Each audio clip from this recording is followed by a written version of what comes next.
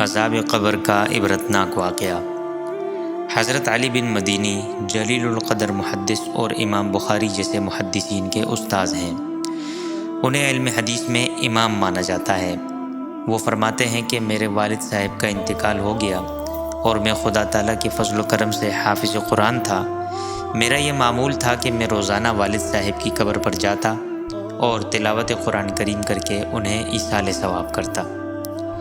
ایک مرتبہ رمضان شریف کا مہینہ تھا، 27ویں شب تھی۔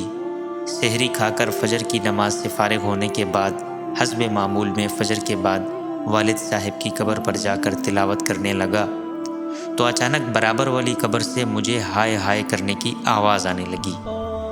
جب پہلی مرتبہ یہ آواز سنی تو میں خوفزدہ ہو گیا۔ میں ادھر ادھر دیکھنے لگا تو اندھیرے کی وجہ سے مجھے کوئی نظر نہیں آیا۔ جب میں نے آواز کی طرف کان لگایا اور غور کیا تو پتہ چلا کہ یہ آواز کسی قریب والی قبر سے آ رہی ہے، اور ایسا لگا کہ میت کو قبر میں بہت خوفناک عذاب ہو رہا ہے اور اس عذاب کی تکلیف سے میت ہائے ہائے کر رہی ہے۔ بس پھر کیا تھا، میں پڑھنا پڑھانا تو بھول گیا اور خوف کی وجہ سے میرے رونگٹے کھڑے ہو گئے اور میں اسی قبر کی طرف متوجہ ہو کر بیٹھ گیا۔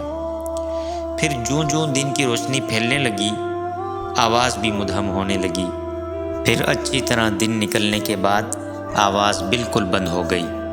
جب لوگوں نے آنا جانا شروع کیا تو ایک آدمی سے میں نے پوچھا کہ یہ قبر کس کی ہے۔ اس نے ایک ایسے شخص کا نام لیا جس کو میں بھی جانتا تھا، کیونکہ وہ شخص ہمارے محلے کا تھا اور بہت پکا نمازی تھا۔ 5 وقت کی نماز باجماعت صف اول میں ادا کرتا تھا اور انتہائی کم گو اور نہایت شریف آدمی تھا۔ کسی کے معاملے میں دخل نہیں دیتا تھا، جب بھی کسی سے ملتا تو اچھے اخلاق سے ملتا، ورنہ زیادہ تر وہ ذکر و تسبیح میں مشغول رہتا۔ جب میں اس کو پہچان گیا تو مجھ پر یہ بات بہت گراں گزری کہ اتنا نیک آدمی اور اس پر یہ عذاب۔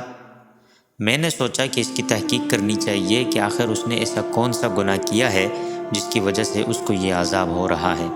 چنانچہ میں محلے میں گیا اور اس کے ہم عصر لوگوں سے پوچھا کہ فلاں شخص بڑا نیک اور عابد و زاہد آدمی تھا، لیکن میں نے اس کو عذاب کے اندر مبتلا دیکھا ہے، اس کی کیا وجہ ہے؟ انہوں نے بتایا کہ ویسے تو وہ بڑا نیک اور عبادت گزار تھا، اس کی اولاد بھی نہیں تھی، ہاں اس کا کاروبار بہت وسیع تھا۔